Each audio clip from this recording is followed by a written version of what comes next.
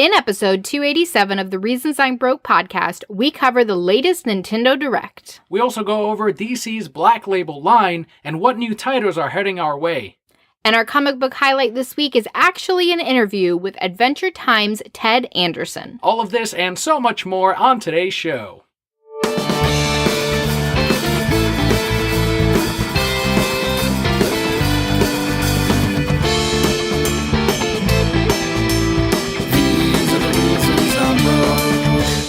Hello and welcome to the Reasons I'm Broke podcast, bringing you the reasons we're broke, ranging from comics, movies, TV, video games, and more. I'm Kelly. And I'm Daniel. And welcome to our brand new Brokeheads joining us for the very first time, hopefully for this interview, and hopefully you stick on and find something that you enjoy as well.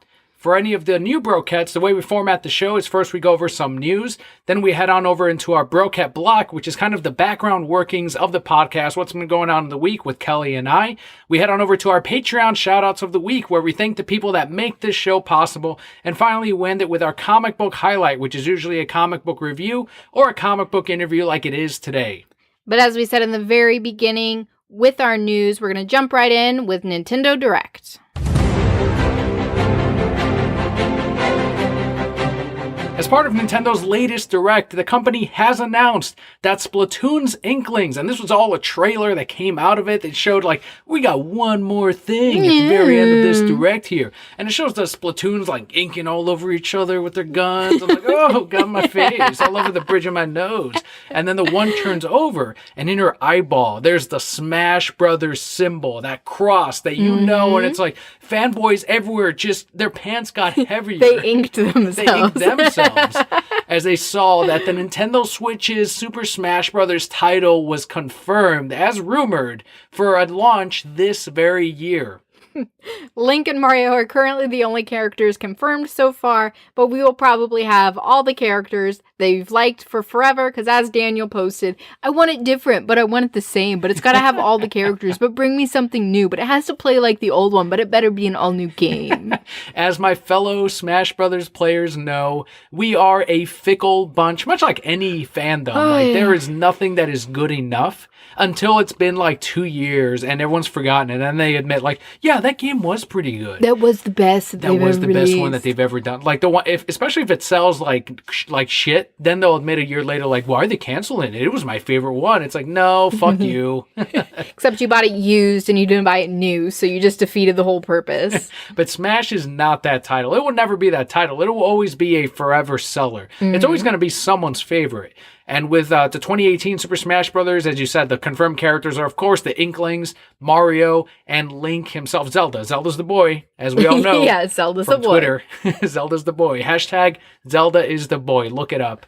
And that's how you will know that these characters, of course, the staples, you're going to get Pikachu, I was just telling Scott earlier. Kirby. Like he was like, yeah, of course you're going to have Kirby, you're going to have Jigglypuff, and I'm like, yeah, Donkey Kong is, of course, going to be in it. Luigi is now a staple of the Smash Brothers roster, even Ness. Even though he was omitted out of the Wii version of the Smash Brothers franchise or the title, he is going to be in that title.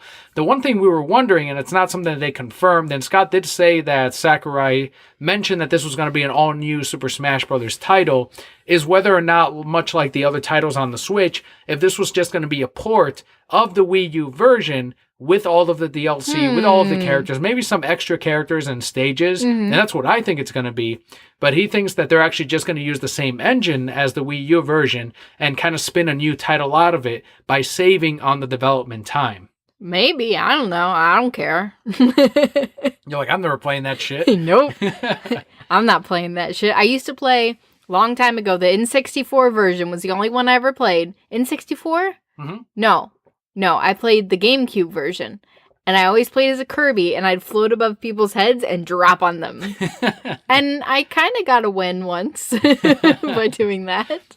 People that don't know how to play Smash do that, or they'll play as Samus, and they'll just charge the beam and fire it off whenever no one's paying attention and hope to get a kill somewhere in the match. I was so bad at that game. I really tried. It is only for the purest of gamers, for the people that can really dive into the game. There's so much nuance to Smash. I don't even have words to confront that right now. I can't. It's more competitive than people think. It's not as casual as some of the other titles in the Nintendo franchise, but I think with New Smash, whether it is the deluxe version of the Wii U or if it's an all new game with the engine of Super Smash Brothers, I think it's a win-win either way. Like me as a Smash Brothers player, I'm happy if you use the same engine from the Wii U version because that was probably the best one since Melee, and I don't think we're ever going to get Melee again unless there's a complete port onto the Nintendo Switch. But Melee was so fast-paced, so competitive. There's some exploits in the game that they never plugged because there were no actual expansions and there were no downloads to patch the games.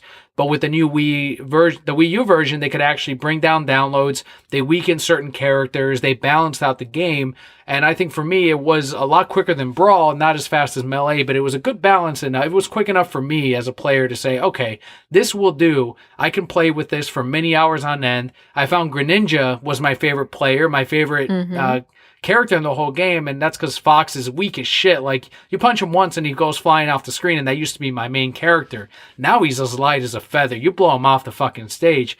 But Greninja's a little bit heavier. He's about as quick as Fox, and a lot stronger, too. So I was like, yeah, this will fucking do. Like, every time I have to find someone that's Fox-like, but not as weak. You know what is a good test of being a true hardcore gamer? Is it gonna be Street Fighter? Because that's the true fighting game? No. Mario Kart 64. And whoever excels at Mario Kart 64 in this room is the true ultimate gamer. Did you ever do tennis on the N64? Yes, that was one of my favorite games too. Mario Tennis. We're about to fucking get Mario Tennis Aces.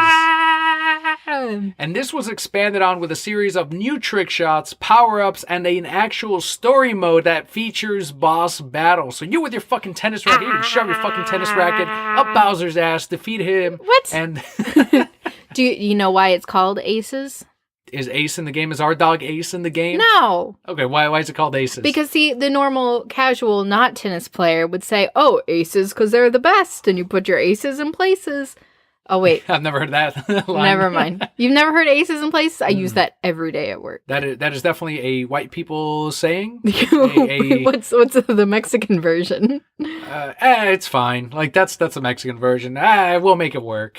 and we always do. It ends up being somehow as quality as something professionally done. So I was going to say, because ace is a tennis term, but now I remember that it's love. I thought ace was a tennis term. I feel like it's also like a term of just being the best, being a professional player. Well, yeah, aces in places. Mm-hmm. I'm pretty sure ace is a tennis. Somebody can correct me on Twitter if I'm wrong. I'm pretty sure ace is a tennis term. Do you have any interest in Mario Tennis Aces in Places? I enjoyed Mario Tennis. I don't think I'd pay for the game because I don't have... Like, if somebody brought it over and we played it, yes, I would enjoy playing it. But I'm not going to spend money on it because I don't have the time to play games. My yellow version is still sitting over there. I went to play it the other day. The DS is dead. I'm like, well, fuck. Much like my soul. So I charged it, and I'm like, okay, when's the next nap time? So I can get in 20 minutes of Pokemon Yellow. Mario Tennis Aces is set to release on June 22nd this year. Did you see who the newest character is? And I'm going to play as him. But it is the Chain Chomp. The fucking Chain Chomp. Stop! How's Chain Chomp hitting a tennis racket? I'll show you how he's fucking... Yeah, here's a picture right here. He has a fucking tennis racket in his goddamn mouth. Stop in his fucking teeth. That is incredible. Is Birdo still there? I hope so. The trans Birdo, especially in 2018. Yes, Birdo was my favorite because I went... Bow! Bow! Every time I hit... Bow! You know, I know how to play real tennis too, so calm down. I was real good at it. I still love that Nintendo is still not really revisiting the origin of Birdo, in which it feels right as a woman. And this was like a many years ago type of like in the little Nintendo manual. Like, no, Yoshi is not her boyfriend because there's no interest there. This is actually a whole thing. And then now they put her in tennis. And then people kind of know like actually Birdo's a guy. And I don't know if they've ever actually gone back into it, but again, 2018, it's a she. Whatever she wants to be. Okay. I don't know if she'll be in it. I don't know if that's too controversial a character now. But if you can have the Chain Chomp, I love Birdo. So on to some movie news. According to The Wrap, the Solar Joker film is going to feature the character as a failed and washed up comedian. What does that fucking sound like? What does that story sound like that we've been saying it's going to fucking be? The Killing Joke. The fucking Killing Joke. There it was. What other story do you do in the Joker's mythos of an origin? You do the fucking Killing Joke. Of course, you would have to. So, the same report states that Joaquin Phoenix is close to finalizing his deal with Warner Brothers to star in the film. Totally on board with this. You give me a live action adaptation of The Killing Joke starring Joaquin Phoenix. Excellent fucking actor. If you haven't seen Walk the Line, then that's why you would disagree with that fucking statement. That in a burning ring of fire. I think that's what he won for. Down, the flames came higher. You know who's even better than Joaquin Phoenix as the Joker? As the Joker? Who is it? Tommy Wiseau. Yes, he fucking did not dick around, man. He went on Twitter, he said, call me, huh? Or whoever represents him on Twitter. It's not fucking really him on Twitter, guys. You don't think anybody's really... Are you really you on Twitter? I don't know. As soon as I get so fucking... if I get as famous as Tommy Wiseau, you bet I'm fucking hiring an intern to just handle my fucking tweets. I want to handle your tweets. There would never be any. There would never, yeah. Hey, I have an excuse this week. My passwords aren't saved on my new phone, so. Yeah, fancy new phone. Woo! You got the Galaxy. We'll talk about that in the Brocat block. We'll be there soon. Tommy Wiseau, so this is how you know that this is all fucking planned and there's an intern and all that shit, is as soon as that intern said, hey, call me, they immediately said, hey, Tommy, can you film this thing where you act like the Joker? We'll pay you this much and we'll put it up on, we'll make a deal with Nerdist. And of course he fucking did it. And they brought out this like 2-minute video of his, quote unquote audition of the Joker. And people are like, people that buy into it are like, look at that fucking idiot. Does he really think he's the Joker? It's like, guys, he's fucking doing this for press and for fun. And it was great. Yeah. And he was still like he's probably my third favorite fucking Joker. Like it goes Mark Hamill, right? Of course, Mark Hamill, Heath Ledger, and then Tommy Wiseau. Like I'd rather see Tommy Wiseau over Jack Nicholson's now. I would too. You ever dance with the devil in the pale moonlight? I did. I love that he had the crazy laughter, and then at one point he's like, Joker. Yeah, it was great. If you guys haven't seen it, look it up. Nerdist put it up. Tommy Wiseau, the Joker. I watched it 4 times now. I love this thing. It's so great. You're not Batman. And he pronounced it Batman. I'm like, perfect, Tommy. Perfect. There's no second take on this. Somebody needs to make a whole movie. Like, make us like a 15-minute movie of the Joker's origin with Tommy Wiseau. I still love that parody video about 3 years ago when someone said Tommy Wiseau is Batman. He's like, you stop that, I'll kill you. I'm Batman. I'm Batman. I do remember that. Oh, Selena, you're so sexy. Didn't he do something like silly as Bruce Wayne? Yeah, it was. He's so handsome. And then they brought back, what's her name, from The Room, and you see the guy like acting like Tommy Wiseau. Oh, stop it. Somebody make this a reality, please. And good for Tommy, because while his name is in the fucking news and spotlight, put out all these goofy ass fucking videos. Can Tommy Wiseau be the next Bachelor?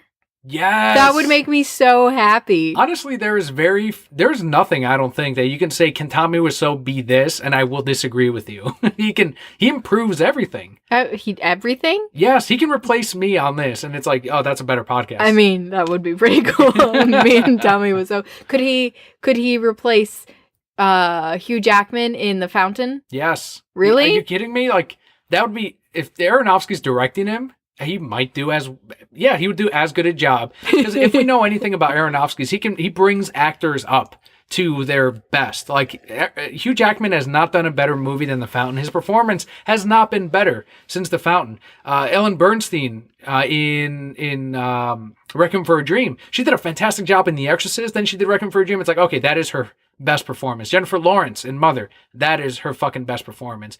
Russell Crowe, fuck Gladiator in the fucking ass. Now you've got Noah. That is his fucking best performance. Anytime any actor goes into an Aronofsky movie, he elevates them like crazy. Natalie Portman won an Oscar. Every fucking actor that shows up in an Aronofsky movie should win in lead and supporting every fucking time he does one. I want Tommy Wiseau to now be Noah. It's raining, huh? I'm building a boat for all these animals. No, the rain isn't stopping. It's getting insane. What's a story, Mark? And Mark's a biblical name. It's perfect. Perfect. So moving along here, we're actually getting something that I never saw coming out of left field. It's like, holy fuck, man, this is appealing to the 40 and 50-year-olds out there that are still reading comics, that are still watching these movies. So according to Variety, director Ava DuVernay, did I pronounce that correctly? DuVernay, who directed Selma, will be heading a New Gods film set to connect with the DC Extended Universe. The fucking New Gods? Are you kidding me? Like, I know we got the name drop in Justice League for Darkseid. Oh, shit. Like, we got the hint of maybe we'll see that world. Didn't maybe they mention New Gods in Justice League They did too? also say New Gods. But we never got a single fucking glimpse of it. I know people that saw the early screenings of Justice League said that there was a slide that said, yeah, you saw Darkseid in the movie. It was a very early rendition of it. It was a storyboard, whatever. But they never included it in the final cut. Well, the New Gods were created by Jack Kirby, of course, right after he left Marvel, and they reside in Apocalypse and New Genesis. If you've been reading Mr. Miracle, you're getting a dose of the New Gods. And like you just mentioned, Justice League, the mother boxes do play a big role with these New Gods, and that was, of course, the plot of Justice League. So if you're going to bring it out, now's a perfect time, because you just kind of gave us a setup for it, and now you go, boom! Like the mother boxes. Boom! Okay, I'm sorry. In the world of the New Gods, putting Darkseid aside, who do you think I'm most excited to see on the fucking big screen? How well do you know me? Of the New Gods? In the world of the New Gods. It's not necessarily she... all right, I spoiled it right there. Oh, Granny Goodness. Yes. I was going to say Mr. Miracle, but Granny fucking Goodness. I fucking can't wait. Can Tommy Wiseau be Granny Goodness? I hope she has a man's voice, and if it's Tommy Wiseau, great. But she's got to have a man's voice, just like in Justice League. We're going to fight them, huh? Welcome to Apocalypse. I loved it. I love that in the Superman the Animated Series, that's when they first debuted her, and she just has this deep fucking man's voice, and it's unsettling. And I think that's the one way you can make a old granny fucking threatening. What a story, Darkseid. I will find the Furious, I promise you. Can we get Tommy on this show? Have we tried? I've tried. And he won't answer? I think even Bobby tweeted him, hey, Tommy, come on. And no, his intern has not yet answered, but we can continue. I will. We will keep trying. I'm gonna How much do you want, Tommy? I know he wants money. Well, how much do you want? I'll give him I can't spoil it yet for the Brokens, but I can give him a something. Yes, you know what it is. I do know what it is. A very exclusive something if he comes on the show. He only needs to be on here for like 5 minutes. That's it. That's all I want. For. How much will that cost, Tommy? I mean, I want you to talk for I would talk to that guy all day.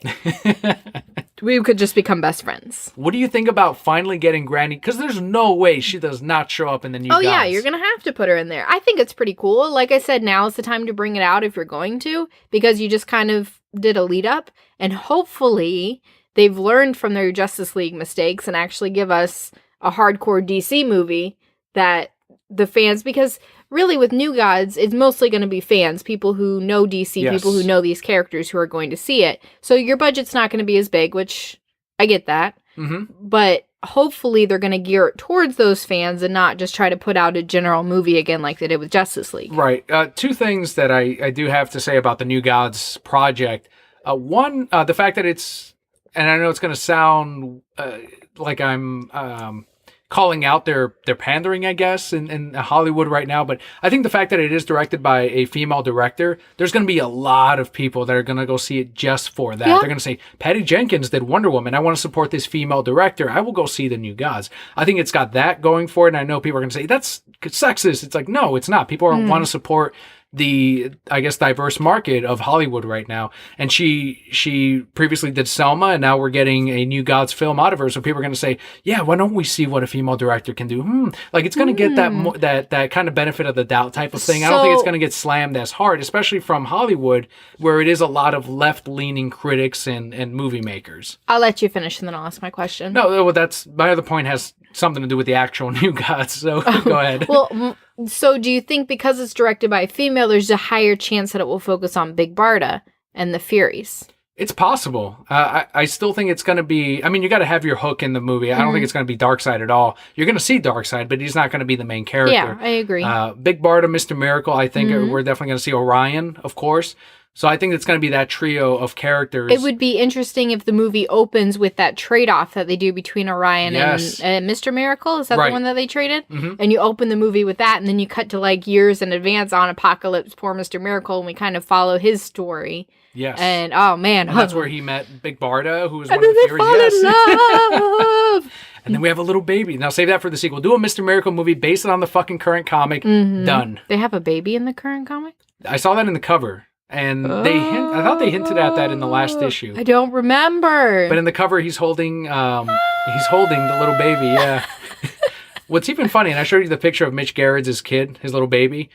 He had to take a month break because he had the baby, and so they laid the issue a month, and instead they brought out Mr. Miracle #1 director's cut, and then they did all the reprintings, and I sold the shit out of them. Like, hey, you want to catch up? This is probably going to win an Eisner, and people have been like, who would have thought that a Mr. Miracle comic would be winning an Eisner and selling like it has been? Well, the cover of the new issue has Mr. Miracle holding a little baby, and the baby's all blurred out, but I was trying to see, like, does it look like Mitch Gerrard's baby? Like, I'm trying to fucking see, and one of the regulars, one of our subscribers, he was like, is that a coincidence that Mr. Miracle just had that baby and then also Mitch Gerrard's had the baby? And then Tom King on Word Balloon, that's another podcast I listen to, he was like, yeah, we have to take a fucking month off because stupid Mitch Gerrard's had to have a baby. How fucking selfish. He was obviously joking, but he was talking about how his baby looks like one of the Renaissance paintings. Like he's just this perfect big-eyed baby. And he was like, he's like, I'm jealous because my kids are ugly. Again, he was joking, but that's. I'm like, fuck Tom King, you're fucking hilarious. Well, yeah, Tom King's great. I know you love him. Keep doing what you're doing, Tom King. Our next child will be named Tom King. The other point I had to say was how marketable are the New Gods to even cinema? Like, how many people actually know about the characters? What do you put in the trailers other than just Darkseid's face all over it? Just his face. Like, that's really the only character that people, the general audiences, are gonna somehow recognize. Tommy gets to be Darkseid now. I hit you with my Omega beams. They never miss. Well played, Batman. You dodged my Omega beams. So yeah, you'd have to put Darkseid in there. I really think, like I said, I think they should focus on Big Barda and Mr. Miracle. You're going to have to put a lot of New Genesis in there because that's the utopia world with a dark side. Ooh, wait, that's twofold. But you're going to have scenes of that. And I don't know, it's really going to come down to the script and what kind of story they're trying to sell.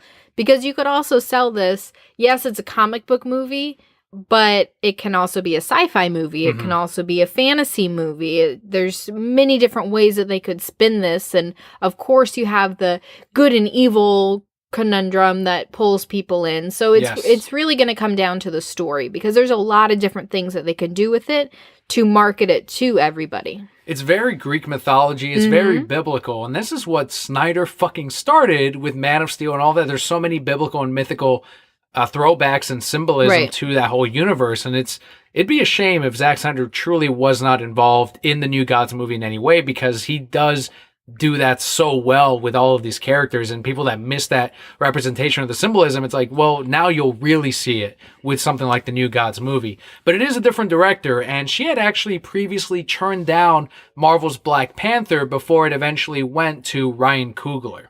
Well, good for her. Jump on with DC. Yeah, you noticed that when that happened, there wasn't all these news stories. Oh, what's Marvel doing? Oh, they don't know what they turned down. They gave this job from a woman to a man. No, because Marvel can't do no wrong, and Disney can't do no wrong. All right, off your soapbox. I said my thing. I said my piece. Trigger warning. The Brokettes know they are educated, and they see the double standard here. Something you never say negative things about, though, is a convention coming up that you are very excited to go to, that you've been to the last 4 years, 5 years? Not in a row, but I've probably been about 3 times total. So to prepare for their biggest turnout yet, from April 6th to 7th, the Chicago Comic and Entertainment Expo, C2E2, is expanding to include an additional hall over last year. April 6th through 8th. So it's going to be 3 days. What did I say? 6 through 7. Oh, man, I can't read. C2E2. See, like C2E2, 2 days. So according to event director Mike Armstrong, they plan on using the extra space to keep the focus on comic books as opposed to San Diego Comic-Con or New York Comic-Con, where TV and movies are taking up the spotlight. That is super interesting because That's a amazing. lot of conventions have now shifted to television guests, movie guests, and kind of shifted over the comic stuff to the side. But C2E2, and it is true, and this is why I said last year it's my favorite convention out of all of them, is because it does focus so much. The creators are the spotlight. The creators are the draw. And that of course, as a result, brings forward the comic book fans. And with that, yeah, they're going to have the cosplayers. You're going to have the more casual fans that want to be there because of the cosplays. But the people that are actually roaming the floor, it's like, holy shit, this is the booth of Peter J. Tomasi. This is where Dustin Nguyen is. It's like the cream of Is the crop. Is Dustin Nguyen going this year? I know, he's not going to be there this year. Dustin Nguyen. He's not going to be there So this year. is that because he's going to be on our show? I wish. So has he said no too? I think you're just he- not asking him right. He said get back to me at this point, and I didn't because I didn't want to feel like I was bothering him. But I like I said, I'm going to reach out to him again when they finally solicit his book from this new DC Inc. imprint. All right. So we do have a quote here from Armstrong in an interview with Newsarama, which says, quote, "This is a matter of giving people what they want. Every year, we do really extensive post-show research with our fans, and we're consistently told that they want this to be a show about comics. That doesn't mean we don't have great literary, anime, gaming, or comedy content. We're just always so focused on making this a great show for comic fans," end quote. And this was, of course, spun out of an interview with Newsarama. Do you think that's like, yeah, whatever's working, keep doing that? Do you think there's, I mean, if they're not offering the comic stuff that people are looking for, if you're not getting that at San Diego or New York, you know you're going to get it at C2E2. And then you're going to go there. Absolutely. I think that this is great. I love the fact that he says they do post-show research. So they ask, what did you enjoy this year? What didn't you like? What can we change? So they're constantly about making this for the people that actually go to them, which you don't really see that with other conventions where they just say, oh, let's change this because this is what's in now, or let's do this. Like one example, it's a very small example. MegaCon was just 5 booths of fidget spinners. Yeah. It's like, who the hell wants that, you know? So I do appreciate that they take the time to go and do this research and really make it worth your money, because a comic book convention, that's what you're there for, is for the comic books. And obviously it works for you because you're traveling hundreds of miles and spending lots of money to go and attend this. It wasn't until I saw the quote from Armstrong that I remembered, that's right, they sent me a fucking survey last year. Everyone that bought a ticket got an email survey and said, what drew you into the convention? And I was like, yeah, that's right. I did say comics and Artist Alley was a big thing. So it's absolutely true. They do poll everyone that actually attended the convention. It's not just a massive poll that anyone can chime in like, I want to see more of this. It's like, no, fuck you. You didn't buy a ticket. Right. People that bought the ticket, people that actually spend money on this, that's who they want to see. And I'm that much more excited for C2E2 because it's like, yeah, we're expanding and we're giving you more comics. Fantastic. And sticking with comic book news, the top 10 issues shipped to stores last month sat as the following. Let's go 10 to 1 this time. Ooh. So 10 was Amazing Spider-Man number 796. Of course, heating up with the Red Goblin arc. Number 9 was Infinity Countdown Prime number 1. Another example of Disney telling them, put the Infinity Stones in the books because we're about to have the Infinity Stones on the big screen. Is that a Transformers comic? I wish it were. Infinity Countdown Prime? I definitely wish it were. Number 8 was Star Wars number 43. Always strong for him. Number 7 was Peter Parker, the Spectacular Spider-Man, number 300, which, of course, milestone issues always sell. Of course. Number 6 was Batman White Knight number 5. This has been a great series so far. Number 5 was the Walking Dead number 176. That thing's still selling? They jumped right back up, yeah. Wow, good for them. Good for them, yeah. Number 4 was Batman number 41, leading up to the wedding with Catwoman. Number 3 was Batman number 40, Hell the previous yeah. issue. Number 2 was X-Men Red number 1. Which goes to show X-Men this is what people wanted. When you give them the X-Men, they want it. What they did is they killed the mutants for a while because Disney didn't have the rights to X-Men. So they're like, fuck the fucking X-Men. We're going to get rid of them. We're going to kill Wolverine. Fantastic Four, they canceled that book. And this is one of my biggest things is someone, and I was just telling Scott too, is they are dictating what the comics are going to be on the Marvel side based on what's happening on the movies. Right. And one of the examples, I just read X-Men Red #2, and in that one, they're like, oh, we need to retreat. Let's go to Wakanda. And then they go to Wakanda. Stop. And it's like, are you fucking kidding me? They do this every fucking time that there's a movie. It's like, okay, make sure Wakanda is in everything. Make sure these Infinity Stones are in everything. Whereas Dan DiDio said, we don't want to be the result of the movies. We want to inspire future movies. We want to make original stories that are going to inspire animated movies, live action movies. And instead, and this is again such a fundamental problem with Marvel right now, is they're not making that the forefront of their storytelling. They have it in Thanos, they have it in Punisher. There are comics that are giving you that, but they're not making that the forefront. They're not making that the event. Instead, they're saying, what's the next movie we have? Okay, that's going to be the event book. Infinity Prime, Infinity Stones, let's do it. Whereas on the DC side, they're celebrating Superman. You're getting Batman White Knight, original content, and readers are repaying them for him. Mr. Miracle, you're getting an amazing story out of it. And again, people are repaying with money. They're not focusing on what the focus groups are telling them. They're not focusing on what movie they have going out. And granted, they don't have that really, But even when they did have Batman v Superman, you weren't seeing, hey, make sure to put Doomsday in every fucking story and make sure they all fight Doomsday. And this is, again, another example of it. But that's X-Men Red. I hope it's not a terrible book. I'm seeing hints of that effect. The #1 best-selling book last month was Dark Knight's Rising: The Wild Hunt. Of course, a tie-in to DC Metal. And it's something that I told people this should have been Dark Knight's Metal #6 or #5. I forget which one's coming next. I think it might be #6. And then they should have extended it one more issue and had that actual #6 be #7. Because Wild Hunt is one of those tie-ins that should have been its own standalone issue. Everyone should read Wild Hunt if you're reading Dark Knight's Metal, because there is that betrayal that happens from one of the Dark Batmen that I fucking once again called it. Oh, yeah, you did. And it happens in this issue. Do I have to read this issue? If you want to see that. If you want to see that. Maybe. So those are the top 10. Hopefully you picked up some of these. If not, get on it. Especially Batman. Pick up Batman. Always pick up Batman. Continuing along with more comic news, July 4th is going to have some large releases for comic shops and readers this year.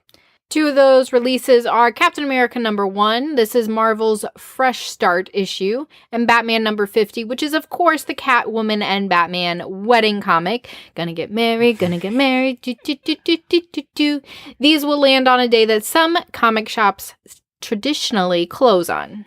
Yeah, it's obviously Captain America #1 is going to be overshadowed by the wedding. I have people now asking me about the wedding issue. Like, make sure I get all the variants. I want all the variants. There's variants? Oh, yeah, of course. There better be fucking variants. I want all the variants. Oh, we'll get all the variants. Yes. Comic shops, though, that close on July 4th, that's bizarre, man. Especially this year. If you close on July 4th, you do not like money. However, we do have a quote here from Comic Shop Editor's Notes Comics, and that resides in Hollowell, Maine. The owner is Zach Bowen, who told Newsarama, quote, I've tried being open on some holidays in the past, and the sales just weren't there to justify opening on those days. The shipment will come in on Tuesday, so everything will be ready for sale when I open on Thursday. That book is going to sell really well, and I don't think that taking off the holiday is going to affect sales, end quote. I understand where he's coming from in saying that this book is going to sell regardless. The issue is the casual buyers, because I've seen it happen before, where they'll come in and like, oh, they just happen to be in the shop at that time. And then they'll see, what's going on with that Batman wedding comic? Oh, well, they're actually getting married in this issue. Oh, really? Yeah, I guess I'll get that. Like, you can potentially sell extra stuff to people based on the hype around Captain America #1, which is, again, a good casual reader type of jumping on point where it's like, this is #1. Oh, I want to get the #1 issue. You'll sell it to those people. You'll sell it to people that want to read Cap. And then people that want to get and own the wedding issue. Open on fucking 4th of July. Open on 4th of July. It is a big sales day. I used to work at GameStop, and that was a huge sales day. Any comic shop, you better fucking open on 4th of July. Yeah, and that's what it is. And I haven't been around a lot of comic shops. The comic shops that I've been around are near other big stores. And other big stores always have 4th of July sales. So you potentially have, like you said, X amount of people that are going to walk in and just do a half day. You don't even have to do a whole day. True. Just open from noon to 5. There you go, 5 hours. And you potentially have all those people, because after 5, people are sitting at home with a beer watching fireworks anyway. Make it a Sunday. Yep. Just make it a Sunday. At a recent Comics Pro meeting, 90% of retailers were in favor of the 4th of July releases. So 90% are not closing on 4th of July is what that tells me. And using a Twitter poll, Newsarama followers chimed in that 61% of them pick up comics every single Wednesday. So the Wednesday Warriors want to be there for 4th of July. And here's the other thing. 4th of July, typically people have off work. Kids have off of school. So your 39% that don't pick up, maybe it's because they're at work and now, whoop, not at work. I can go pick it up and read it day one. Or, hey, my kid's not in school. We can just head over to the comic shop and pick it up. Exactly. Think, people. There's been times in the past where the holiday does happen to land on a Wednesday, and then people that don't normally show up on Wednesday, they're like, hey, I can finally come in on New Comic Book Day. And it's like, yes, man, here you go. And so they're like, they feel it's like an event for them. Right. They can read the comics ASAP. It's a super holiday. It's like Christmas. Moving on here, actually, this is an opportunity for you and I, Papa Kelly. We're leaving this up to DC Comics. Completely up to you guys. If you want to boost those YouTube numbers, here's the story. Here's the opening. Here's what's happening. So, longtime YouTuber Jason Inman has left DC All Access after 4 years over contract disputes. Did you ever watch DC All Access? 1 or 2 of them. You know, basically what it is, to anyone that hasn't seen it, it's highlights of certain comic books. They have interviews with creators. They'll have, like, the latest animated movie, and they'll interview, like, the director. They'll go on set to Justice League, and they'll sit in the Batmobile, all of that stuff. It's a lot of fun. Do they get paid to do this? They get paid to do this. Oh, shit. Well, there's no word yet on if there will be an open host search by the company as they did back when they first signed on Jason Inman. But there is that gap. I mean, if they do another host show, another host search? Yes. Make it a 3. Make it a 3-host show and have Palpa Kelly, Darth Vader, and the current host, whose name escapes me right now. And I guarantee you, if you sign me on, I will memorize her name and I will know everything about her after that. But look, man, if they do another one, would you go around the country and get paid? Would you quit your job and would you do this full time? Well, yeah. Yeah, you say yes. You say yes enthusiastically because they might be listening. Yes. I would love to do that. I can't just think about myself anymore. I have to think about my little one. So if you got offered that job, hell yeah, Daniel, take it. Travel the country. We'll see you in a month or whenever you'll be back. So easily. No, but because I know it's your dream. I know that would be a dream job for you. It would be very difficult for me to move my little man around. But it would be an amazing experience. It would be an amazing opportunity. And I would love to do it. It would actually work out better now because he's not in school. So you don't have to worry about... You can just bring him with you. Come on, baby. Let's go. I just strap him on the front of me like, Leo and I are here to tell you about... Also, DC Entertainment is launching a new out-of-continuity line of comics. And it features the company's greatest creators currently working in comics. So we do have a quote here from DC co-publisher Jim Lee, who says, quote, "Many of our perennial best-selling, critically acclaimed books were produced when we unleashed our top talent on standalone, often out-of-continuity projects featuring our most iconic characters, a prime example being Frank Miller's Dark Knight Returns," end quote. Even Sean Murphy recently said on Twitter, if I had waited another year, I could have released Batman White Knight as one of these Black Label titles, and maybe Volume 2 is going to be a Black Label title. That'd be awesome. So I was like, fuck yes, if this is what Black Label is, more of these creators and type of stories, that's fantastic. Sign me fucking up. DC Black Label is set to launch in August with a kickoff of Superman Year One by Frank Miller and John Romita Jr. So those of you complaining about, like, oh, it doesn't need to be tied into the current story, and DC's done a great job of no, you can have a standalone Superman story and not worry about what's happening in Action Comics or in Justice League. And I haven't heard any readers or anyone complain about, like, this doesn't connect with this. It's like they're just telling the stories, and it's great.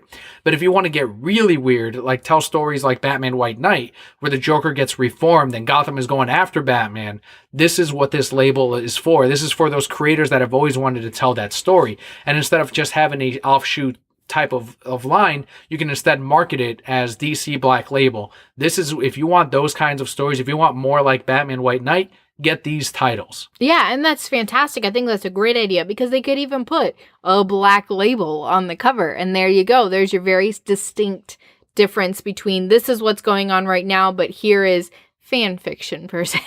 I mean, here's standalone stories. And like you said, yes, we're going to get some great stuff. Other creators for these line of books, and it's not weak at all, this is a strong line, include Brian Azzarello, Lee Bermejo, Kelly Sue DeConnick, Greg Capullo, Scott Snyder, Greg Pak, and more. They haven't contacted me yet, but I'm waiting. Waiting for that fan fiction? Yeah. I have a great Batman story where he and Catwoman get married. Oh, wait, it's already happening.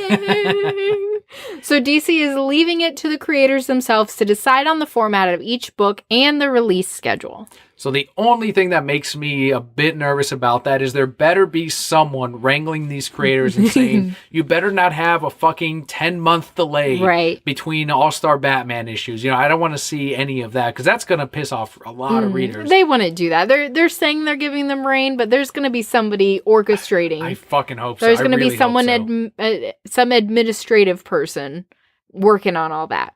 But that is our final bit of news this week. We hope you let us know what you thought of this week's news. Let us know on Twitter, on our Discord room. You can find links to that on the show notes today.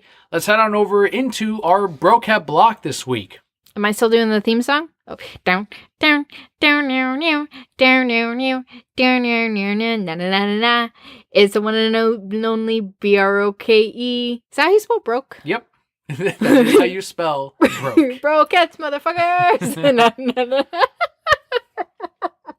I can't spell. You know this. This is where we go into, how's your week been? What's been happening? Sup? The listeners want to know. They want to know about our personal lives. Yeah, do they? I'll tell you about my week. So my week was exciting. I got 2 new cell phones this week. One was work phone, One work phone, which is an iPhone, and I dislike iPhones. And our mobile carrier offered a fantastic discount. If I traded in my old phone, I got the new Samsung Galaxy S9 for 50% off. And I was like, well, shit, yeah. Because I had the S7, so I was like due for an upgrade soon. So I was like, fucking give me that. Can I tell you how smart our carrier is, though? Because do you know how you get that 50% off? Through a text? Did they send you a text and said, just click here? No. Definitely not. They give you 24 monthly bill credits. Okay. So once a month for 24 months. If you terminate contract early, you are responsible for the rest of that bill. Gotcha. So it's not a contract. However. But they've tied you in for 2 years. And I'm like, we're not going to fucking leave it. We had them for 10 plus 12 years now. So I've been spending my time setting up my phone in between naps, getting all the everything worked out. I couldn't send text messages earlier today, and I'm on the phone with them. I'm like, "What can't I send text?" And they're like, "Your SIM card isn't activated. Just transfer the old one." I'm like, "Oh, that makes a lot of sense." So now it's working great. It's got that super low light camera, and I compared the 2 phones. I put them both up in like the low light for the same picture. And I'm like, "Yeah, this one is better." And then I found out today the phone has it because I had to go get a case for it. And I spent way too much on a case and a screen protector, but I'm looking 2 years in the future when my child's throwing it against a wall and now it'll be replaced, right? If it breaks. And the people at the phone store were like, this hasn't even released yet. And I'm like, whoa. They know how to sell you shit. Yeah, they do. Well, my phone hasn't released yet. They shipped it early. Okay. So I have the phone 1 whole day before everybody else, and I'm just like. So right now it's not out? No, it's not out right now. Take some fucking pictures tonight and That's be like, fine. I'll do like this shitty YouTube video that I see, like, hey guys, I've got the new S8 and it's got this cool screen and these features. Let's go through the menu. It's always the same fucking guy that's never does these fucking videos. Right. I love that. I'm You just gonna got do one of something. those fucking things. You should. But before we get into your week, we do have to take a short break to pick up our child from Nana Papa Daycare. Little Leonardo. Yes. Yep. So you will probably hear from him in just a few minutes as well. But in the meantime, we have some great Pokemon healing music for you. So what was 2 seconds for what was 2 seconds for you was a couple of minutes for us as we picked up the rest of our family. We've got little Leo man here staring at his daddy man as he talks. No, he's smiling. Oh, what's up, little Leo man? Yeah, he's smiling. He's like, I heard this when I was in mom's belly. This is amazing. In her uterus. Was that what it is? Yes, he was in my uterus. He knows already. He was the uterus. A little 5.5-month-old understands what a uterus is. Of course, he's my son. He's my child. He's my man. Your my spawn. Man. Yeah, my little clone. So what? He's smiling. He knows. He's like, that's right. So that's a part of the Brocat block, though. You know, our personal lives. Yes. Our personal family. We got little AC here. Of course, our first child. She just buried a treat. Yeah, we gave her a treat we normally don't give her. Dog people understand and they know what this is. We gave her a treat that she normally doesn't get. Look at him. Leo's having a great time. Ace. We gave Ace a treat that we normally don't give her, and I always joke that it's the sacred. You know, she's like Gollum in Lord of the Rings, where it's the precious. She must hide it and not consume it, and she forgets about it until much later. And so that's a part of the Brocat block. The thing that I wanted to kind of go over, and there's a grocery store that opened up in our town, and in this particular one, they serve a beer on tap that you can take with you as you shop. And when these, you know, everyone's so like, ooh, this is new, and it's fantastic. But one of my biggest things is they have beer there that's not, it's not like this is like super independent beer. It's like, it's a fucking Magic Hat number 9. You've got Yingling. You've got Black Cherry Cider. It's like, you know what these beers are going to be. But then whenever you go to any place, and this is one of my biggest pet peeves, I know I was never a bartender, but I know bartender friends that are like, that's fucking annoying, is don't ever say, what would you recommend? They hate that. They're like, just choose something. Because no matter what I recommend, you're probably not going to like it. We're not the same people. We're not going to have the same tastes. So it's like, know what you fucking want. Look it up on your phone if you fucking have to.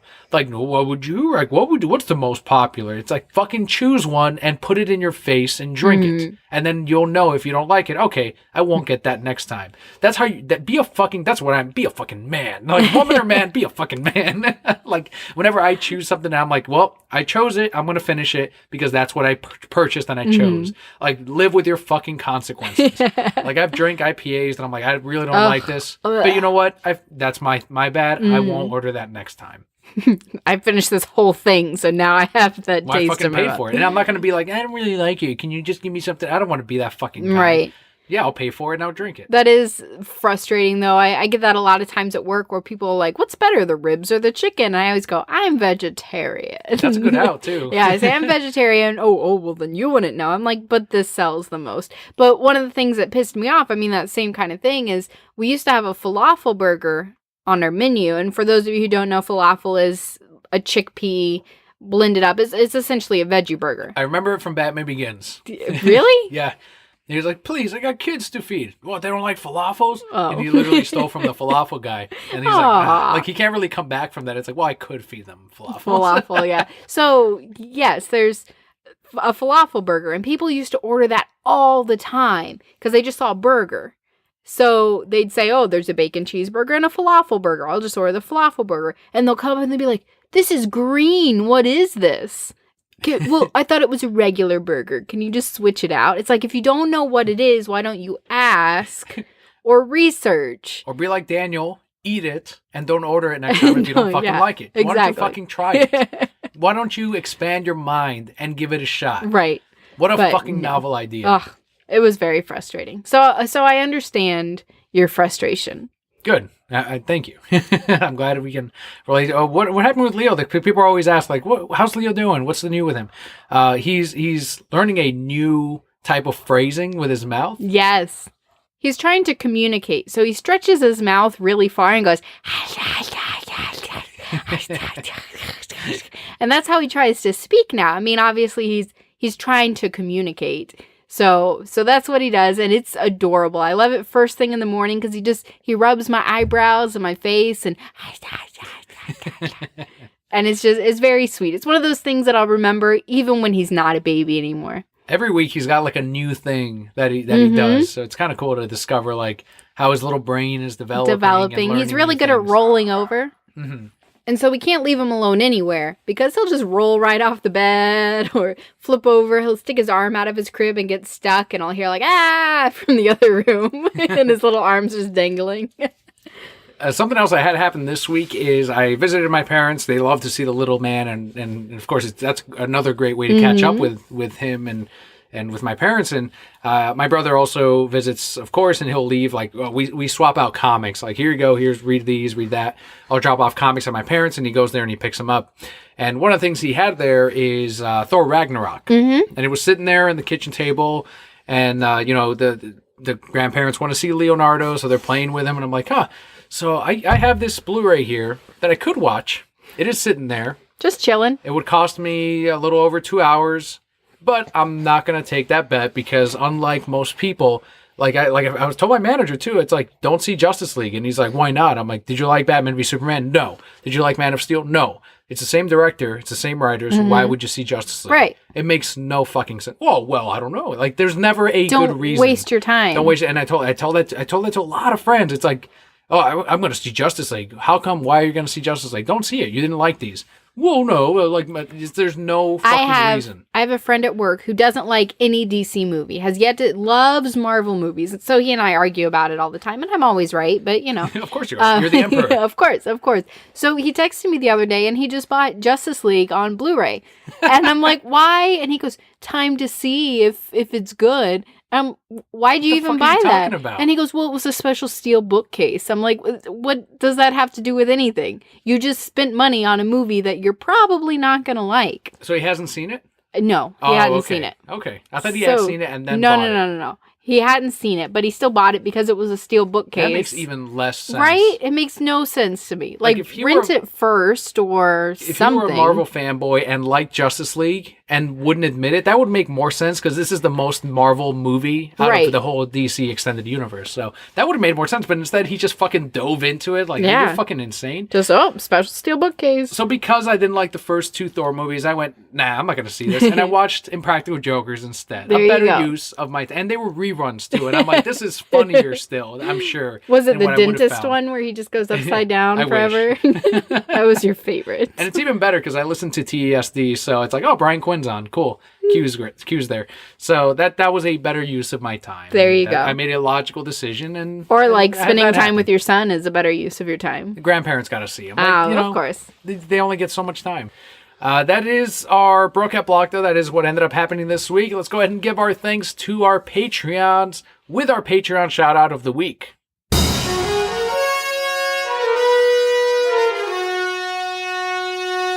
This week, like most weeks, we have 3 Patreon shoutouts. The first one goes out to Christian, whose Twitter handle is @Rocketman_131. He recently retweeted the article from Heroic Hollywood revealing that Jason Todd is going to be appearing in the upcoming Titans live-action show.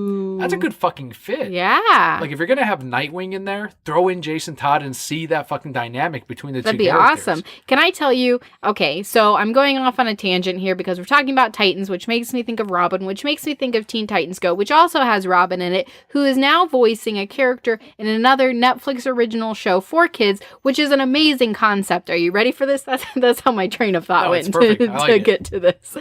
There is a Netflix original show based off Stretch Armstrong. Do you remember Stretch Armstrong? Yes. Have you seen this show? No, Have you seen what it is? Right past Okay, so the preview came up because I put on School Bus for him. I'm like, fuck it, I'll watch the preview. It is an interactive choose-your-own-adventure show. No shit. Yes, it's a kid's show, and if you have your fucking controller at certain parts in the show, and we started watching it and then he got fuzzy, so I didn't finish it. You get to choose either left or right, and that's what they do in the show. And so it takes you to a different part of the show. And so kids get to, like, you can have infinite possibilities. I mean, not really, because there's probably only so many options. But that's a lot of time for fucking kids. The kids get to choose who they fight in the show. So for the example they gave is it'll pop up and you have 2 different villains. Okay, who are they going to go and fight?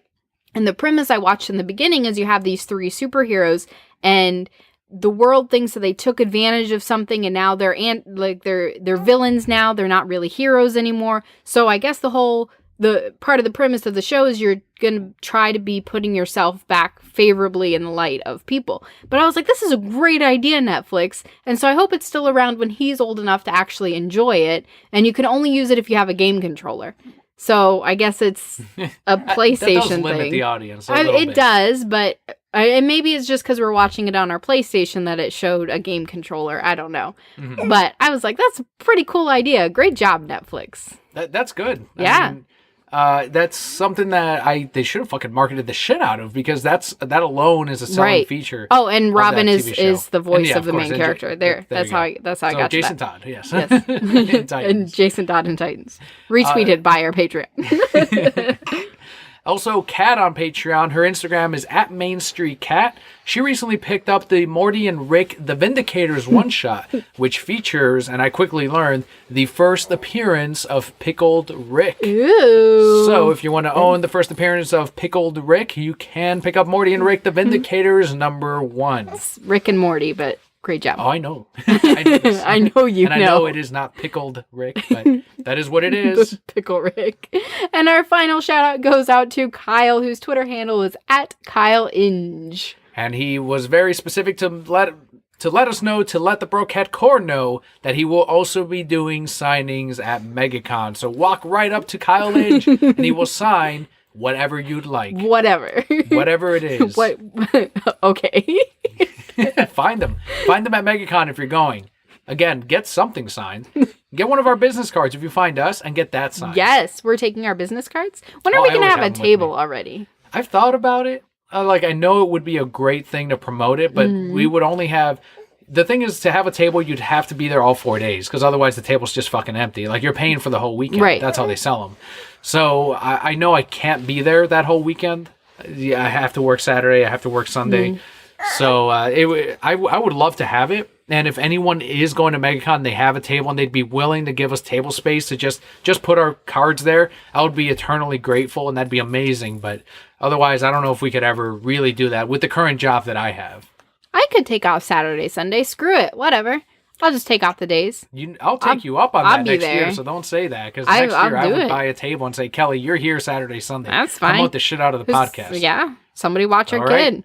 I'll buy a table because they start selling them this year, for next year. I'll take off. I'll do it. I don't care. Less work I got to do. I just got to sit there and be the face of the podcast.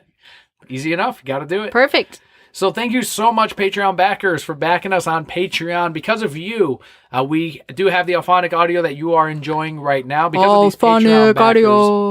If you would like your shout out every single month, head on over to patreon.com/thereasonsimbroke for as little as $1 a month. If you are getting a quarter's worth of entertainment information every single episode, head on over to patreon.com/thereasonsimbroke. There's also a link in the episode's show notes, and you also get perks like getting the episodes early. You get your shout out, of course, every single month. You get entered into the podcast contests when we do have them. And also, you're supporting the show.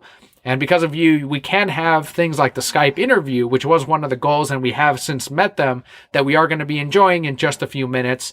A huge thanks to decalavenue.com for the help at the $5 decal reward tier. But of course, our podcast will always be free. Best thing you can do for us is let your friends know about us. Get the word about our show out there. Leave us a review on whatever podcatcher you use. Helps get the word, helps other people find us, and helps bring up our listener base, which has steadily grown. So we appreciate that, guys. Thank you so much for all of your support. Without further ado, let's head into our comic book highlight of the week, which is going to be the final portion of the show, and also where we say goodbye to Palpa Kelly. So thank you so much for enjoying the show and for the news portion of it. And please stick around for the comic book highlight, where we have Ted Anderson, writer of Adventure Time, Beginning of the End, number 1, 2, and 3. Palpa Kelly, your sign off, of course, as always. Thank you all so much for every single week. Leo is here too. He says thanks with his... And as always, Brocat Core, all will be well. So our comic book highlight, Brokettes, it is something that you found on your previews catalog. I know I push that all the time. Get the previews catalog. If you read comics at all, get that because it has the latest comics that are coming out 2 to 3 months from now and beyond. And one of them that is in the latest catalog, it is a miniseries, 1 of 3 issues. Number 1 is in there, Adventure Time, Beginning of the End. This has art by Marina Julia, who's previously worked on Lumberjanes. We've talked about that before. We've reviewed that series. Excellent series. Colors by Victoria Maderna, who has worked on Over the Garden Wall. And the writer who is joining us today is Ted Anderson, who has, of course, worked on My Little Pony, Friendship is Magic, and has explored a lot of the other titles in the My Little Pony universe. Ted, thank you so much for joining us on the show today.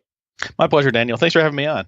So for Adventure Time, Beginning of the End, number 1 of 3, the solicitation as it reads, when Finn breaks a promise he can't remember making, he is confronted by chronologist Rex. In my head, I always say it chronologius, but I never have to actually say it out loud. So, whatever feels comfortable.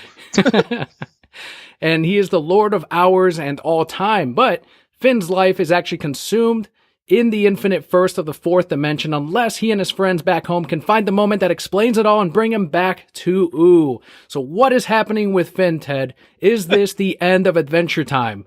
Oh my God. I mean, yes and no, and also yes. So Adventure Time, yeah, for those who don't know, I mean, it's been on the air since 2010. I actually had to look that up. And it is ending this summer. And for the end of the series and for the end of the Eisner Award winning comic series as well, they had me on to do a 3-issue finale story that is sort of a giant homage to basically everything that has happened so far. And yes, that's exactly as daunting a task to write as it sounds like, because yeah, I'm writing something that is wrapping up not just one of the most popular and greatest TV shows of all time, but also one of the greatest licensed comic series of all time. Mm-hmm. So, no pressure. Like it's I'm not sweating in the slightest right now. But yeah, it's meant to be. How can I put this? I mean, there's only so much I can talk about. But when I was first talking with the editor, Whitney Leopard at Boom, about what we're doing for this, one of my questions about the show itself was, how does the show end? Is it this is the final adventure of Finn and Jake style thing, or is it more like and the adventure continues kind of thing? And well, actually, I realize I probably can't actually say anything about that. But what I can say, crap, I had that big lead up. What I can say about what I'm doing, though, is it is meant to be a story that kind of touches on pretty much everything that's happened before and reminds us of all the things that happened along the way and shows us the adventures that they've had and the characters they've met and the places they've gone. And just gets to the core at the same time of what Adventure Time is and always has been, which is it's just a story about a kid and his dog. It is as small and as huge as that implies. Like, they go to wild lengths and they go to crazy places and they travel to the edge of the universe and back, but it's always just a kid and his dog. That's what the show boils down to. And yeah, I'm honored to be a part of this because this is a huge, huge franchise that is. I can't even talk about it. It's one of my favorite things in the world, and I'm so happy I've been able to work on it. Yeah, it is absolutely massive. And you had mentioned revisiting a lot of the older places that the duo have gone to. Is that specific to just the comic book? Or are you pulling from the show and the comic at the same time? I'm pulling from the show, the comic, some of the spin-off books, the cookbook, the encyclopedia. Oh, nice. The Art of Ooh book. Yes. Like I've spent the past 6 months. So here's the thing. Like I watched Adventure Time from the start. I tuned into it from day one. I did drop out for a while there, but one of the first things that I did when I heard about this gig was I watched every single episode again in order. Of course. I mean, you have to get all this back in your head. And then I also got my hands on every single issue that I could and every single spin-off book and kids novelization and all that stuff. And I'm trying to do, I mean, I only have 3 issues to work with, but I'm trying to do little homages and touches that, at least references so much of what it is about the show that we love, which is, again, like I've said, daunting, like more than once, but it's also a tricky business because, I mean, this is something we can get into later as well, but making references just sort of for reference's sake can be really hollow and kind of, I don't know, fetishistic in a way. Like, this is the whole thing about Ready Player One that makes me just absolutely not want to see it at all, ever. Where it's just I'm absolutely with you. Yeah. Oh, it's just I haven't even read the book, but I've talked to people who have, and I've read excerpts from it, and I've read about it, and I've read about the movie, and it's like this just is nerd masturbation. Like, Yes. and it's not even, and it's because it's not what's about like, oh, this is why we loved Indiana Jones or Ghostbusters or Back to the Future or whatever. It's just like, hey, remember Indiana Jones and the Ghostbusters, and that's just so hollow. I saw that meme today where it says instead of Ready Player One, it says recognize things the movie. Yeah. Exactly. There's a lot of stuff being written about how terrible it is, and I have zero intention to see it. The thing I have heard is that as a movie, it's not bad, but I mean, yeah, it's going to be competent. I mean, Steven friggin' Spielberg is directing it. Of course, it's going to be competent. But like, you can't polish a turd to a mirror shine. You know, it's yeah. Anyway, so tangent aside, what I'm trying not to do. That's what I'm trying not to do. What I'm trying to do with this series, though, is touch on more. You know, why was it that Marceline became such a great character? Why do people love Lemon Grab? What is it about the show that keeps people coming back, no matter how weird and wacky and wild it gets? Partly because it gets weird and wacky and wild, but like, what is that at the core of it that really makes us enjoy it? So yeah, I mean, there are a lot of tiny ass nods in there of like, oh, remember this one line from a season 4 episode that now I'm referencing in this spot?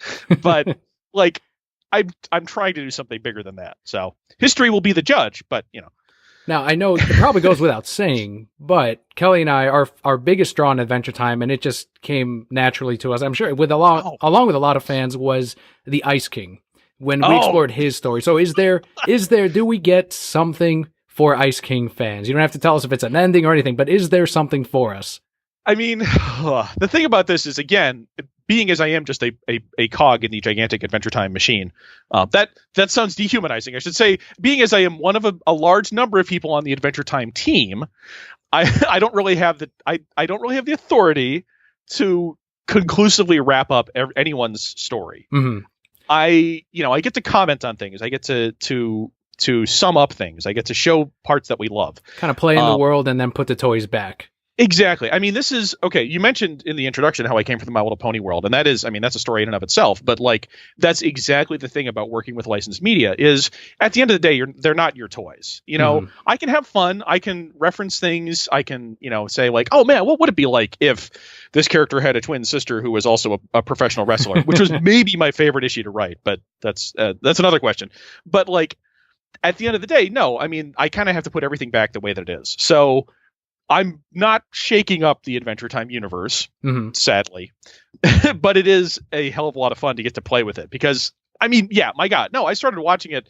I remember I remember seeing the pilot in like 2007. So like early or pre-YouTube days, and somehow finding a way to download it and get it to play on my iPod so I could watch it on my iPod on the bus, like to and from college. Like it was like, I was that into it because just the pilot was wacky enough. Like, yeah, anyway, it was different. I hadn't seen nothing quite like it even back then. And I know that's what turned off a lot of people to it. It's like, oh, that's kind of a weird style, much the older audience. But then there's people that are like, oh my God, I've never seen this style. What is this about? And that's kind of the hook to the show. And then you find out that there's these adventures and these great characters.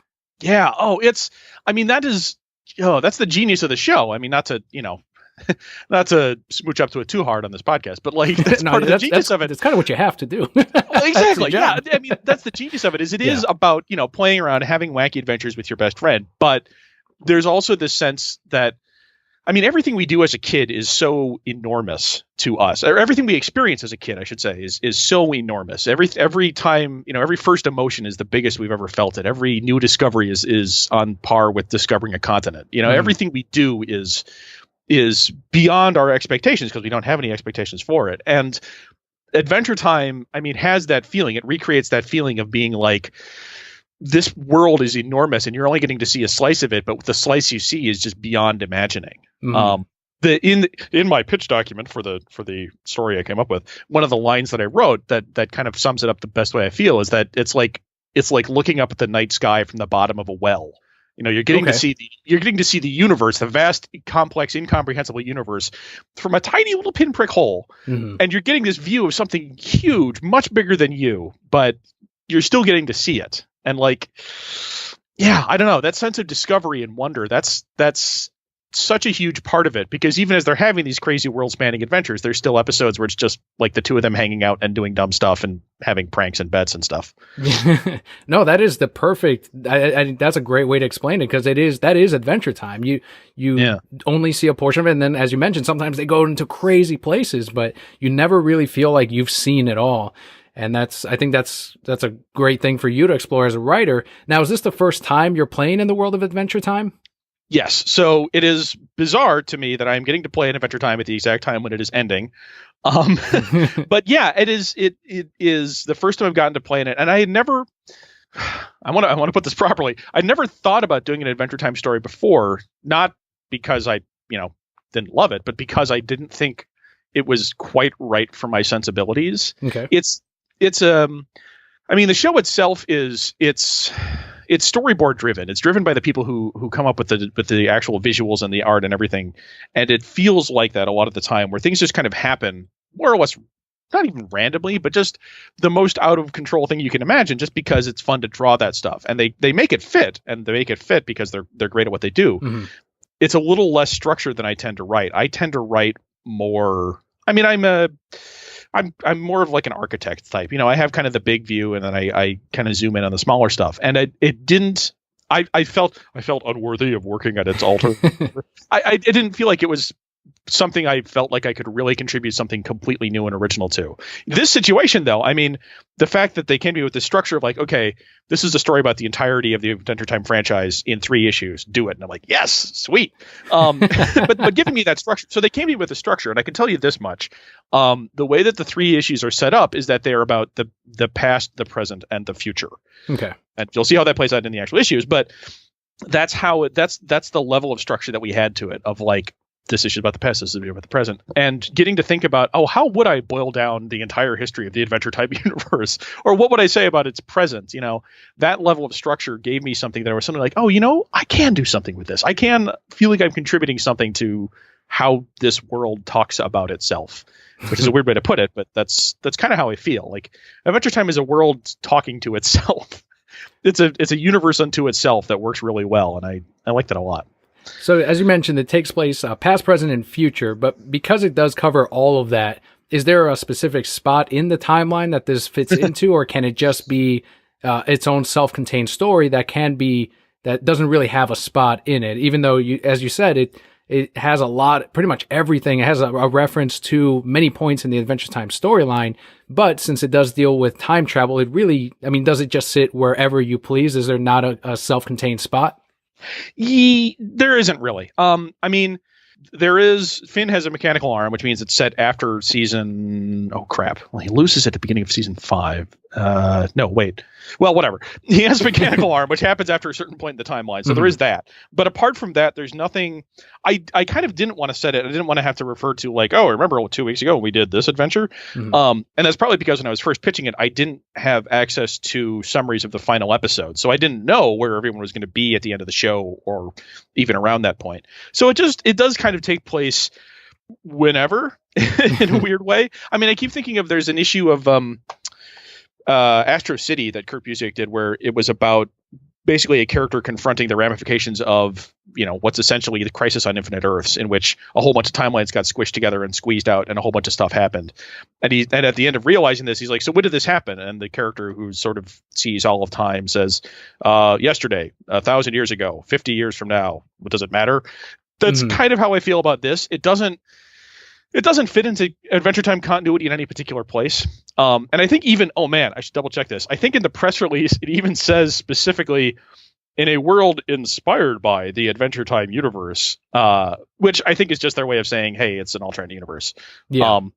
But that's what it is. The comic series was eventually declared to be an alternate universe because after Ryan's first story arc, which Desert Princess comes out of the Lich's infinite bag. Anyway, there's reasons why it's not canonical, but that's, canon is a whole other bag of worms. Right, of course. Absolutely. Canon. But yeah, so it doesn't take place at any particular point. It is its own thing. And I'm fine with that. Like, I like that. I like that I have the freedom of being like, this is a story that could have essentially happened anytime. Yes.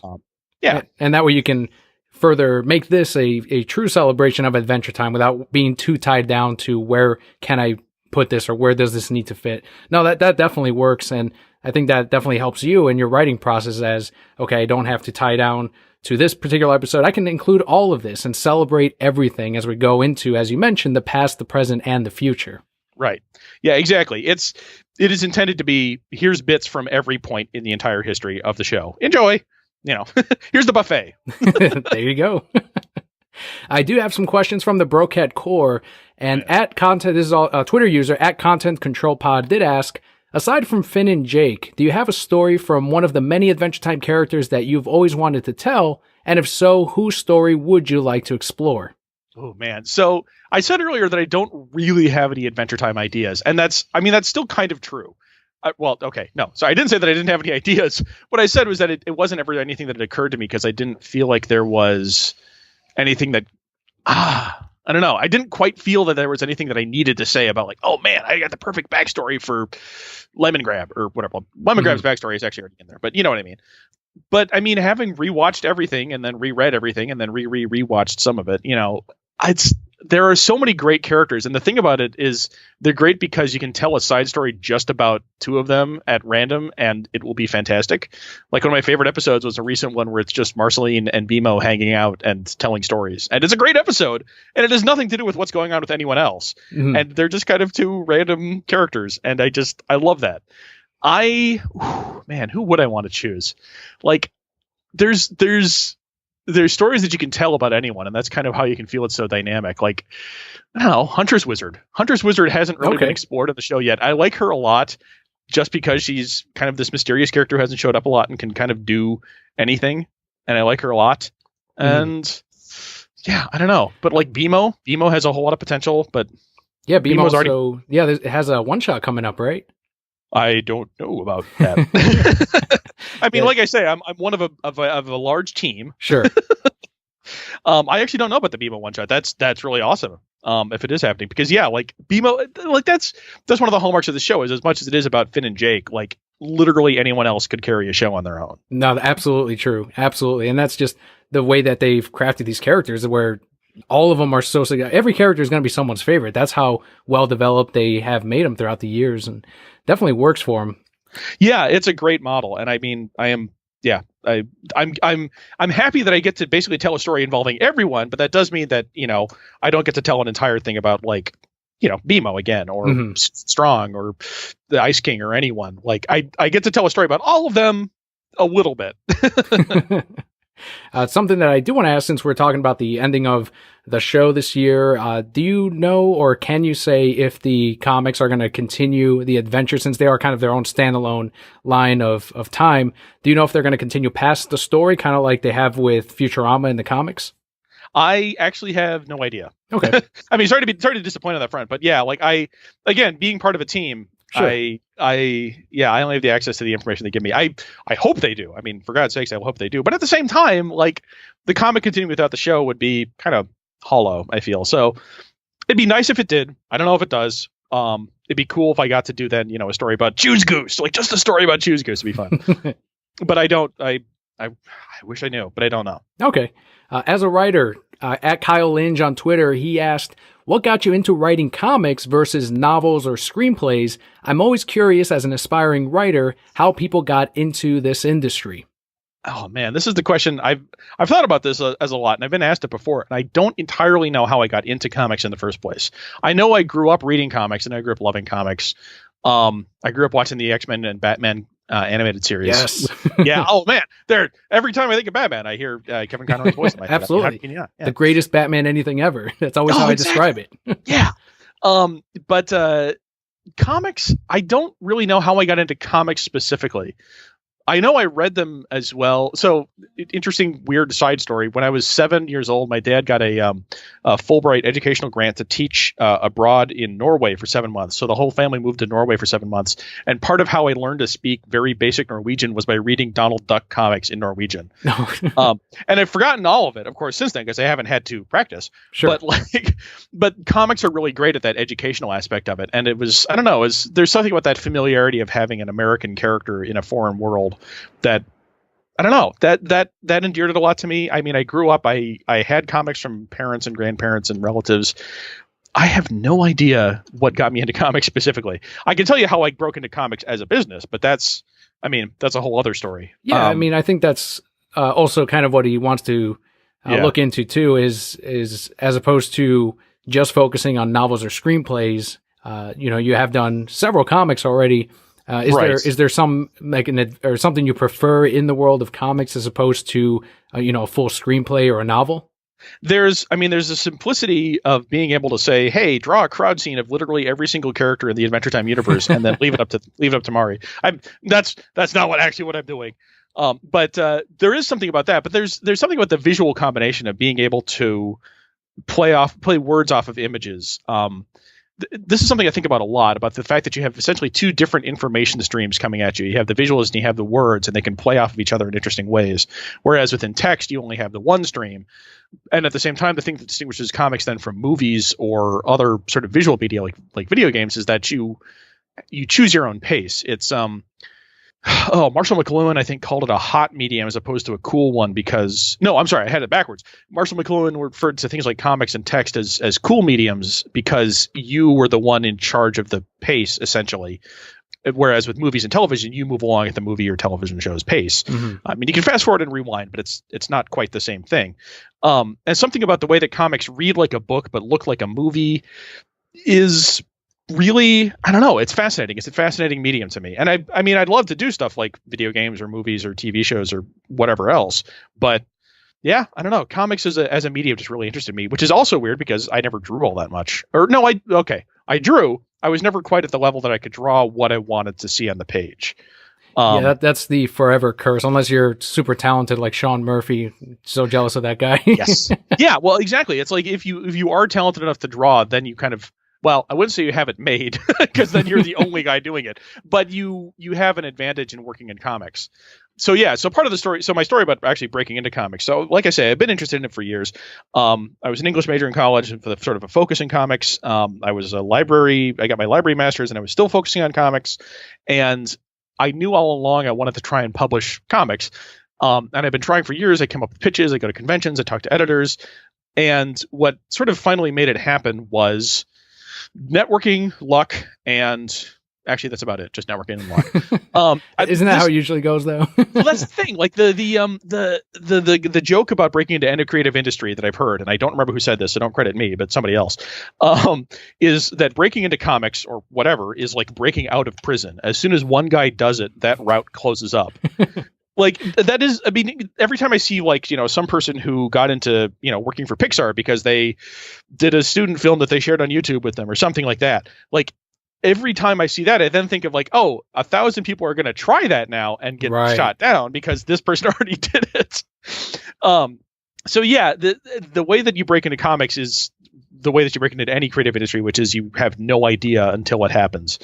And I, in my case, it was because, so networking. So I'm in Minneapolis, which is, you would be surprised to hear, a hotbed of comics. Hotbed isn't quite the right word. There's a good comics community in Minneapolis. That's interesting. I've heard that about Seattle. I didn't know that about Minneapolis. Yeah, I mean, it's not the hugest. It's not like a center of. It doesn't have publishers based here for starters, like Seattle does, or Portland or New York, obviously. Mm-hmm. But it does have. There's the Minneapolis College of Art and Design, MCAD, which is one of the few places in the country that offers a comic making degree. So you get a lot of people coming in who want to make comics, and then kind of spread out from there. So there's a bunch of creators who are in town. There's traditional comics creators like Peter Gross or Pete Wortman is doing the art of the new Avatar comics, or John Bivens. And then you also have a lot of web comics people, interestingly enough, like Blue Delaconte or Diana Knock, Jan Monk. There's a lot of people in town who just make comics, and it's a small scene, but it's a lively one. There's some cool cons and zines and things like that. And the guy that I know who in the comic scene, who's probably the biggest name in Minneapolis, maybe he'd be amused to hear that, is Xander Cannon, the guy who's doing Kaijimax for Oni. Okay. And he, he's a great guy. He's a wonderful human being. As you might expect from someone who does a comic about murderous monsters in giant prison, he's the nicest human being alive. And just from being around conventions and, meeting people at meetups and stuff like that, I got to know him. We're pals. And when they announced that there was going to be a My Little Pony comic book, I immediately thought, oh man, this is my chance. Because I was one of those people who got super into My Little Pony, Friendship is Magic, Generation 4, as it's technically known among fans of My Little Pony, started by Lauren Faust, or spearheaded, or whatever the term would be. And I realized, they're going to make a comic out of this, and it's going to be huge because there's this built-in fan base for it. And so I thought, well, hey, Xander has been around in the business long enough. He knows essentially everyone. He's worked with basically every company out there. He must know somebody who knows somebody who's in a position to do something about this. I talked to him. He contacted a friend he had at IDW. That friend contacted Bobby Curnow, who's currently the editor, who was then and still is the editor on the Pony books. I sent him some samples. I sent him some pitches. He's like, yeah, okay, let's see what we can do with this. And I was writing for one of the biggest licensed comics at the time. Yes. Yeah, I mean, it was as simple and as weird as that. No, I even, for listeners know that I work at a local comic book shop, and I was there during the My Little Pony comic book boom, and it's like, we can't keep these things in stock. You can't order enough of these issues, and it's still going. It's still going. Yeah. It's I got another issue coming out in May. Yeah. It's like number 66, I think, of the ongoing series. Yeah, it's lasted very well. I was going to say surprisingly well, but not that surprising actually for a show that's still going on as well. The show, incidentally, season 9, I believe, is starting, or no, season 8 is starting soon. So yeah. Yeah, and I mean, part of that is because of the people they had on it, like Katie Cook and Andy Price starting off with, and then moving on to Christina Rice, Jay Fosgate. There's been great people working on it the whole way through. And yeah, again, I've been proud to be part of that team as well. Yeah, you touched on My Little Pony, and what other projects do you have coming up? Which you said the next My Little Pony, is there another My Little Pony offshoot that you're going to be working on, or what can we expect in a future previews catalog, if you can say? Ooh, I can and I can't. I have some things that I can talk about. I have some things that I cannot talk about. Hint, hint. Which I really just can't, just because I don't know when they're going to be announced. I do have a couple original projects coming out there. I have 2 things that have been announced. I've got a trilogy from Lion Forge the first book should come out like middle of next year, that I'm really excited about. That is a children's, like, middle grade superhero graphic novel trilogy. Awesome. Which I'm super excited about, because I'm of the opinion, superhero comics are great for kids. It's a shame that there are so few superhero comics that are appropriate for kids. Right. Yeah. I mean, I like dark and gritty Batman as much as anyone else, but like, kids read this stuff too, man. And like, yeah. No, I want kids to be able to read this. So it's exactly right. That's what Jim Lee was just talking about at one of the DC summits on when they presented their imprint of kids comics that they're now doing. And they said they realized, and it's true, and I think a lot of people aren't kind of catching on to this, is that the people that are buying the comics now, the 40, 50, 60-year-olds, grew up with these superhero comics. And it's like, where are those same books for the future generations? Where are their comics so that they also can continue the medium? Yeah, exactly. I mean, that's what I'm really hoping to do, is have straight up superhero adventure stuff.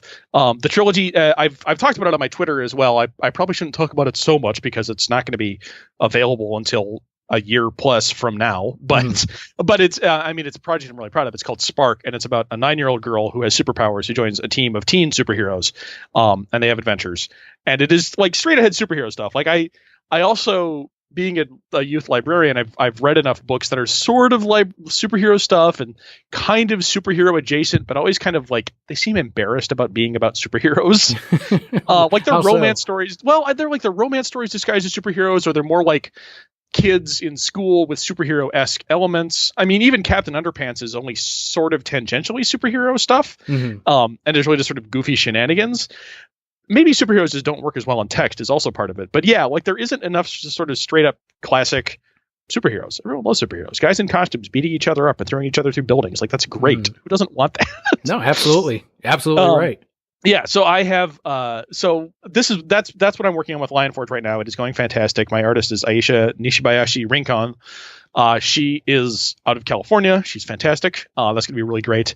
I have a book with Lerner Publishing Group, Graphic Universe imprint, which I don't think I can talk about at all, but I can say that I've done it. I just can't really say much about it. That's a YA thing that'll be out. Oh God, not until like 2020. Oof. Yeah, I can't talk about anything that's coming up real soon. I can talk about stuff that you'll be able to buy like a year from now, but but yeah, the Adventure Time thing comes out in May and then presumably June, July. Assuming I'm not too late with the next couple scripts. And then I've got a pony issue coming up in May, and then I think another couple ones coming after that, and then stuff that I can't talk about. I really wish I could, but like I just genuinely can't legally say, "Hey, I'm doing this thing." No, I get it. Absolutely, I get it. Yeah, it is original. It is original stuff too. Like I should say that I do love. And going back to our first point, like I do love working on licensed books, yes, but I do want to do original stuff too, and that's a lot of what's coming up. Yeah, so. No, that's got to be freeing as well to not have to. Okay, can I do this in this book, or what am I not allowed to play with, or what can't I change? And when you're doing your own original content, it's like you decide all that, and you don't have to approve it by anyone. Yes. Yeah. Oh, that's a lot of fun. At the same time, then also it means like, oh yeah, I can't just assume that everybody is familiar with these characters from page 1. Crap. That's true. Yeah. I mean, every style of book has its trade-offs. It's, again, it's fun playing with someone else's toys because they already have their backstories and everything written in. But yeah, I know I got to do the hard work on this crap. Another one more question from Twitter user @Cage023 from he asked what is your favorite single issue that you've written? So including including all my pony stuff. I mean, it's going to be a pony book just because I've written so much of it. Not to say I haven't loved working on Adventure Time, but like the pony stuff, I've gotten to do some really far out things, relatively speaking. The one that I mentioned earlier on that I was really proud of is having an issue all about professional wrestling in the colorful world of Equestria about friendship and magic. I got to have a character who turned out to have an identical twin sister who'd never been mentioned before, who shows up as a professional wrestler, and then, oh no, she twists her ankle, and the championship match is coming up, so you have to fill in for her. And I got to do the story about professional wrestling, and it was just so fun and so dumb.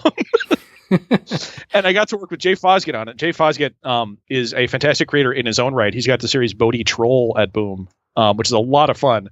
And his stuff is just so dynamic and so cartoony and so fun. And I got to do professional wrestling with ponies. Like, that was a blast, man. I was going to say, if the Brokehead Corps want to track these issues down, do you happen to have the issue run for the wrestling arc? Oh, I honestly do not remember the numbers off the top of my head. That's the thing. I mean, that's the thing about working on a book that's a team book like this. Mm-hmm. I have, like, if you go to the store and pick up any random collection of pony comics, chances are there's one of mine in there, but I couldn't tell you off the top of my head which number that is. I think it's like 32. Shoot. I'll track them down and I'll leave them in the show notes for listeners. Yeah. So check out the show notes. Yes, I unfortunately don't have a good website either, unfortunately, at the moment. If you go to Comixology, though, I mean, Comixology is going to have a full listing of all my, everything I've done. I think they break it down by issue, right? I believe they do. I think if you click on the creator, I don't use Comixology too often, but Comic Vine, I know, definitely gives you a breakdown of just the issues. Sure. Yeah. Okay. So I looked it up. It's actually issue 29. Close enough. But yeah, like it was a lot of fun getting to do that one just because it was like, I really did not expect them to take it on. I was expecting them to be like, no, you can't do professional wrestling. I'm like, oh man, but I really want. And so I tried it and then I'm like, oh crap, now I have to write this. But that was the fun part. Like I was like, yeah, let's do some spinning cobra clutches. Yeah. So the pony stuff has been enormously fun, and I'm continuing to work on that even as I'm doing all my creator-owned stuff. But that's probably my favorite single issue so far. But who knows? I still have some Adventure Time to write. Yeah, that's true. Adventure Time, beginning of the end, number 1 of 3. As you said, it does release on May 23rd, and it is in the latest previews catalog. So let your local comic shop know that you would like to add this to your subscription. That way they can order enough copies for everyone. So they'll put you down for issues 1 through 3, and you'll be all set on what is, as you mentioned, a celebration of Adventure Time, a celebration of the past, the present, and the future of these characters. Yeah, I don't know. Incidentally, I don't know how your local comic store will do it. It may be part of the ongoing Adventure Time series. It may be its own miniseries listing. I don't actually know for sure. Right. If you want to know the code, I made sure to write it down beforehand just so I can.